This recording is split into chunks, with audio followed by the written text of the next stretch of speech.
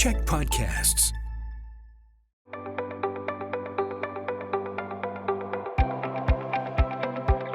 Hi, I'm Bruce Williams. I'm the CEO of the Greater Victoria Chamber of Commerce, and this is Chamber Chats, being done, as always, in the podcasting studio of one of our chamber champions, the Czech Media Group. I would like to begin by acknowledging that I live and work in the unceded ancestral territory of the Lekwungen-speaking nations, known to us as Songhees and Esquimalt nations. And Chamber Chats is made possible by the support of Island Savings, a division of First West Credit Union. So, the concept of taking a hike. Somebody could invite you to take a hike. On the other hand, somebody might tell you to take a hike. We're talking about the former, not the latter, with something called the Take a Hike Foundation. And joining me to talk about that is Gordon Matchett, who is the CEO of the Take a Hike Foundation. Gordon, how are you? Pretty good, thanks, Bruce. Thanks for having me. I mean, we all know that our mental health and physical health is improved by being more mobile and moving around, but there's sort of a unique part about what you do with with this foundation. So tell me, if a complete stranger said to you, "What's the Take a Hike Foundation?" what would be your answer? Yeah, first and foremost, Bruce, we are a youth mental health program, and we partner with school districts to provide a youth mental health program that is embedded right in an alternate classroom. So it's for youth who are not succeeding in the mainstream high school for a number of reasons. And in Take a Hike, they find a place where they're able to thrive and grow and develop. We engage youth with a mix of academics, outdoor adventure, counseling, and community involvement. Yeah, it's one of those things that just really makes common sense when you stop and think about it, doesn't it? Yeah, if you stop and think, it does. Yeah, where does this whole idea and this model come from? Tell me about the beginning of it. Yeah, so about 23 years ago at a school in Vancouver, there was a teacher who was teaching an alternate classroom, and the kids just wouldn't come to school.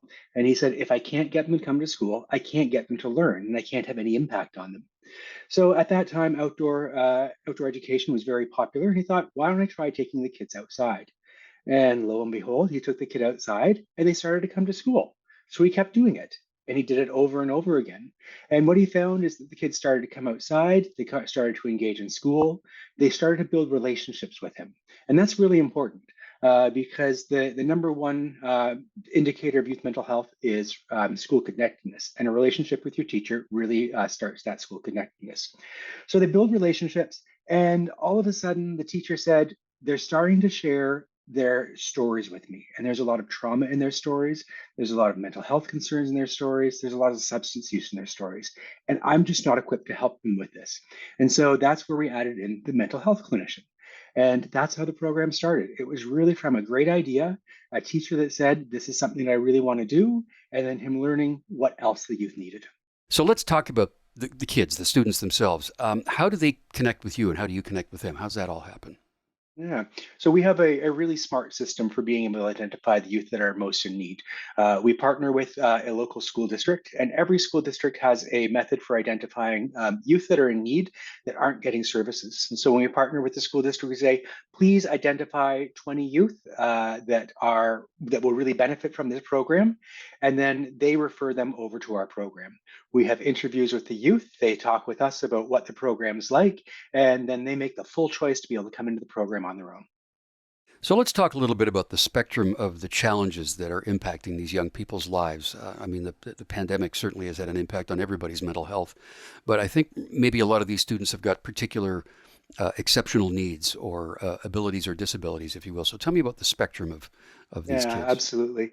This is a common question that I get asked, and it's one that I never really like, because what I find with the kids in Take a Hike is that they're really, really smart kids. They've just never had the opportunity to thrive. And so what we find is that at home, they have faced some type of trauma. And that trauma it's manifesting in mental health concerns, might manifest in social isolation, and sometimes substance use. And so this is why the kids generally don't come to school.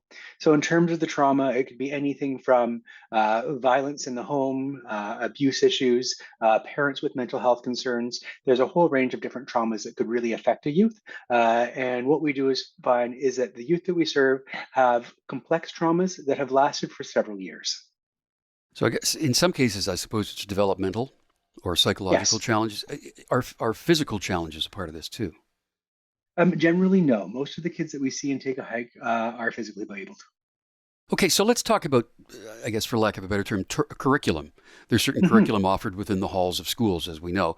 Your Yeah. model is a little bit different. So tell me about the curriculum that's offered, the courses, the areas of study, if you will. Yeah, so in terms of the academic portion, really, we're not much different than any other school.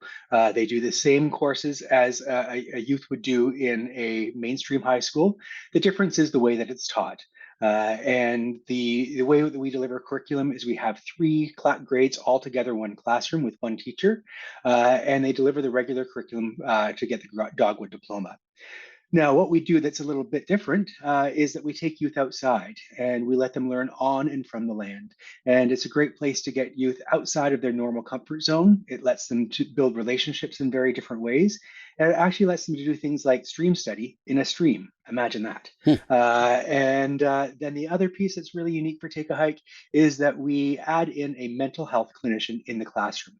And this is a registered clinical counselor that is there all day, every day with the youth, and they provide mental health supports when and where the students need and want it. How do you measure success? There's a few measures of success. The one that's most important to me is that youth are successful however they define it. And we allow youth to really understand what it is that they want to do in their lives and help direct them towards that. Other measures of success that we use are things like graduation rates, and we also look at indicators of mental health, social and emotional learning, connection to community, those types of things. And what kind of supports would be available for these students when once they finish the curriculum, once they graduate? Yeah, once they graduate from Take a Hike, we really do a good job at helping them transition into whatever is next for them.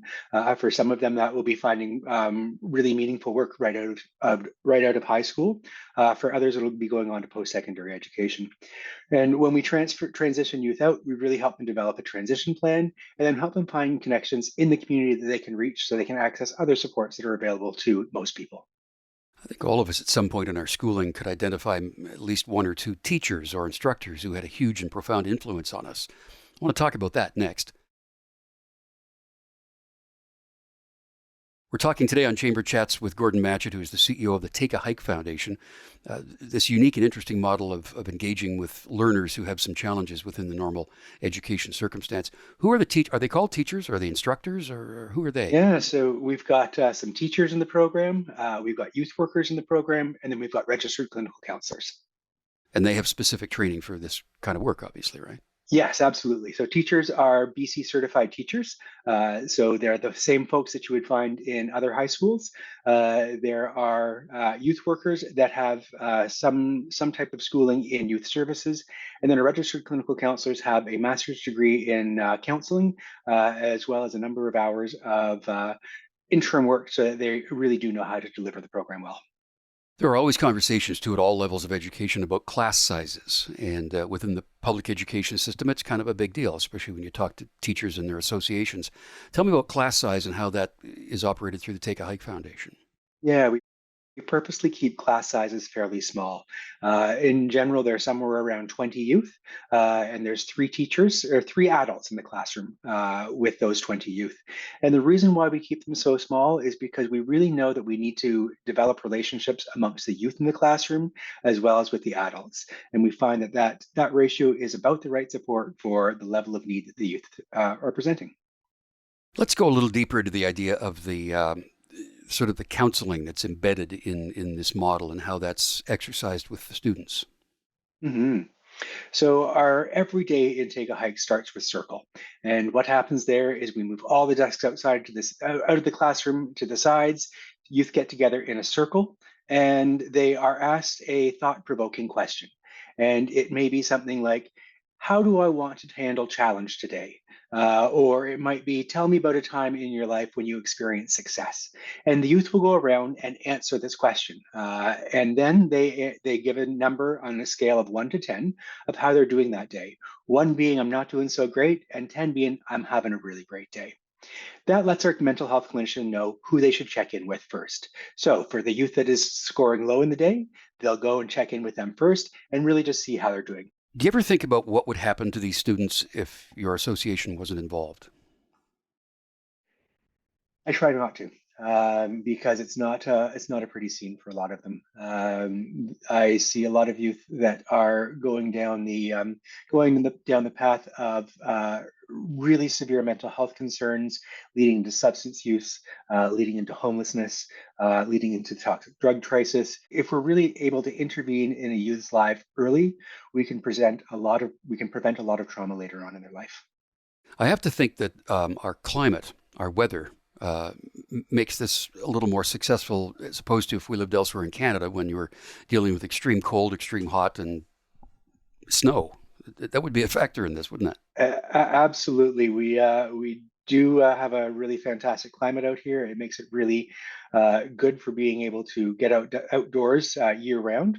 You know, we still have those rainy days that nobody wants to go outside. And so when we have those days and we're doing out days, we'll go for a trip to the local museum. We might go to the swimming pool so that we're able to do a lesson that's outside of the classroom, but still really meets the needs of the youth. So, without using names or anything, I want to sort of frame the success of this around some particular stories. Can you give me examples of one or two young people, what they were like when they arrived and what they were like when they left the program? Yeah, one of my favorite stories of transformation is Dee, and Dee was a youth that had experienced lots of trauma at home. Um, Dee was really not doing well at school, was being bullied at school, and so Dee just stopped coming to school. And to cope with the pain of the isolation, he started to smoke pot. And Dean didn't come out of his mom's basement very much. When Dee found Take a Hike, we were able to get him coming to school. It started one day a week. He would come for out days. And then eventually he started coming to classes. And throughout the year, he started to open up. He started to make friends in school. And this is something that Dee had never done before. He started to really connect to the teachers and the counselors in the classroom, and he really engaged in the counseling program. And so Dee was able to really look at what was going on in his life, the mental health concerns he was facing, and look at some of the unhealthy coping mechanisms he had and replace those with healthy coping mechanisms. Fast forward to the end of the year, Dee was on a camping trip. It was later at night. The fire was going, and I remember Dee telling me, he said, at that moment, I looked around the campfire and I saw 23 smiling faces, and I had 23 friends. I've never had friends before. Wow. I Yeah, guess it's the idea of creating a sense of belonging, right, or community. it's all about belonging and community, and we really foster that in the classroom. And we can't overlook the fact, I mean, we're talking specifically about these students that you deal with. All of us can take a lesson from this, right?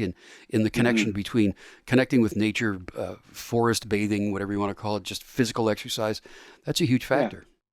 It is. Being able to get outside is a really important thing for our youth.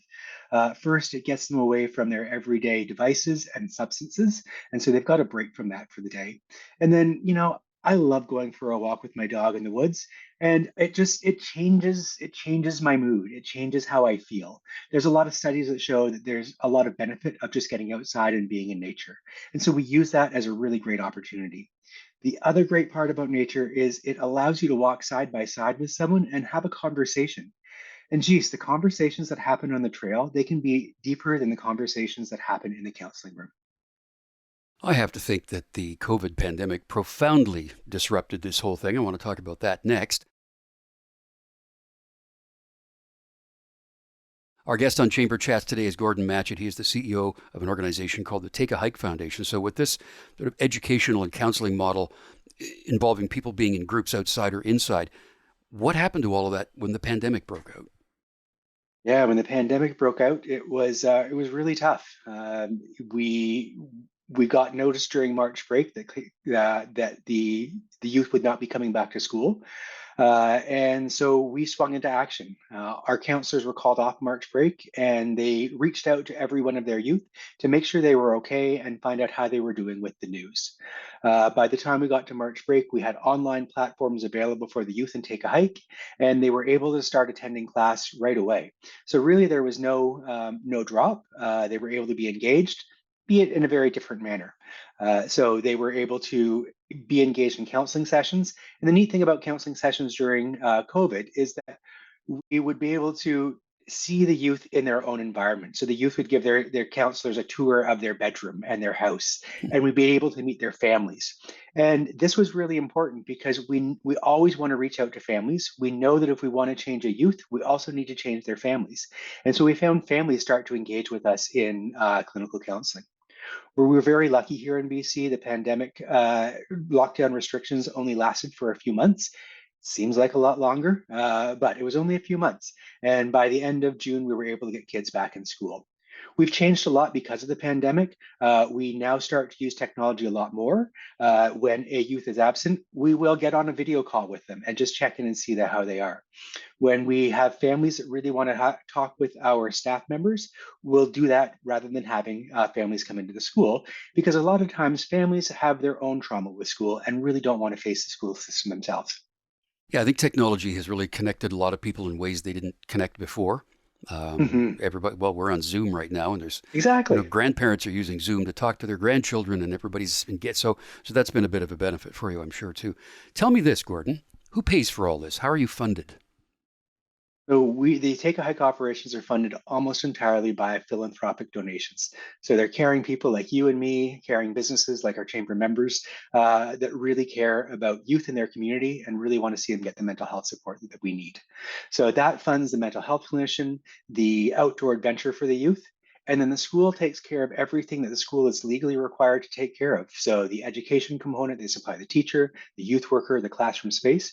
So it's a really nice partnership between the government and the not-for-profit sector. Yeah, that's kind of the new mix of things, right? You have to find a way to sustain your funding. You can't always be reliant on government, and philanthropy's been kind of different through the pandemic too, hasn't it? Exactly. We have found that our donors have really stepped forward during the pandemic.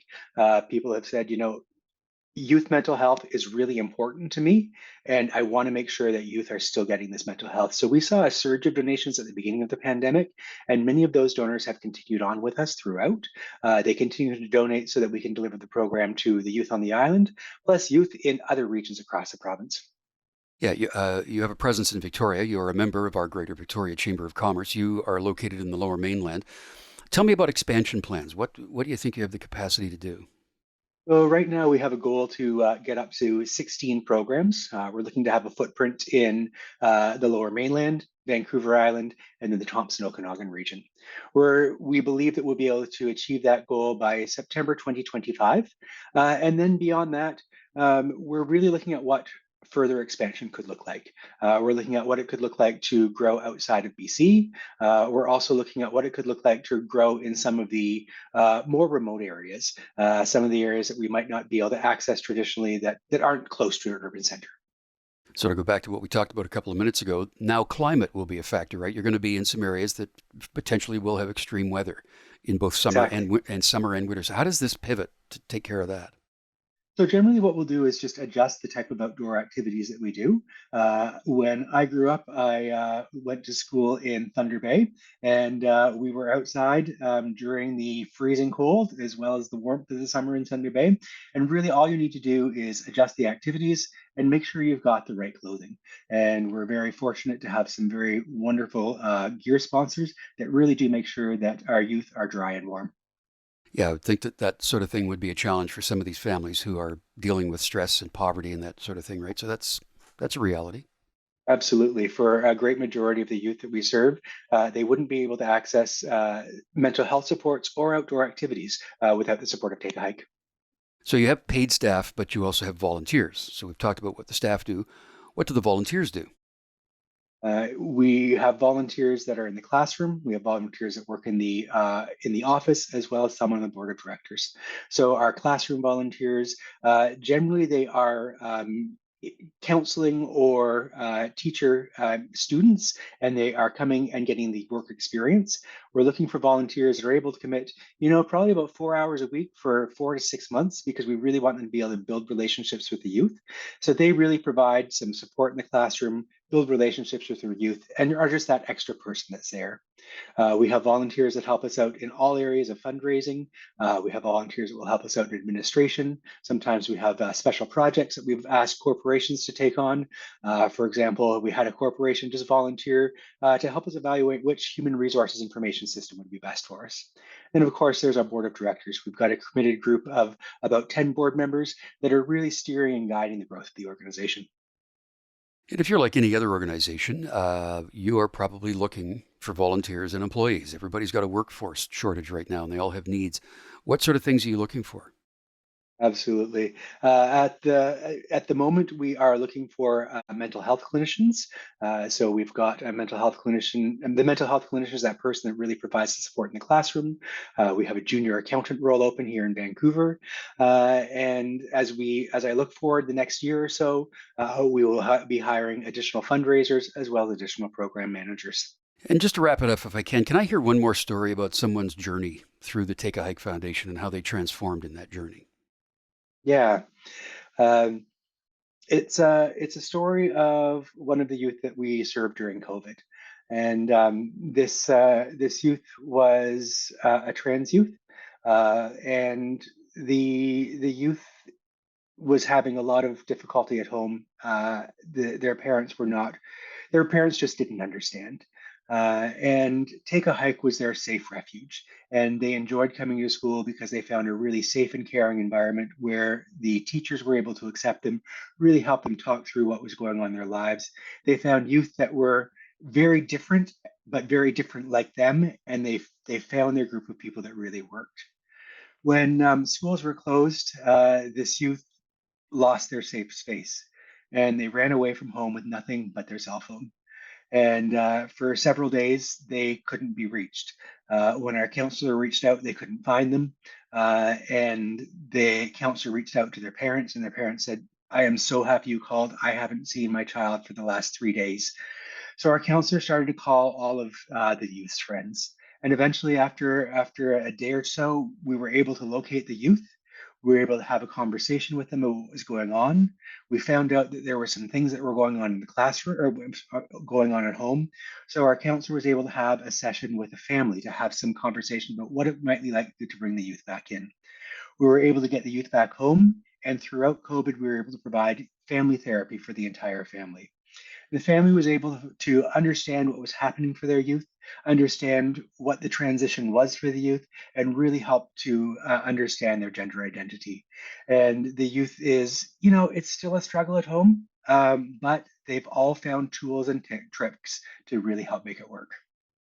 Happy endings are always great. If you want to find out more about this organization, what they do, and how you can get involved, it is takeahikefoundation.org online. Gordon Matchett is the CEO of the Take a Hike Foundation. Thanks for being with us. Thanks for having me, Bruce. I'm Bruce Williams, and I'll see you again for another Chamber Chat.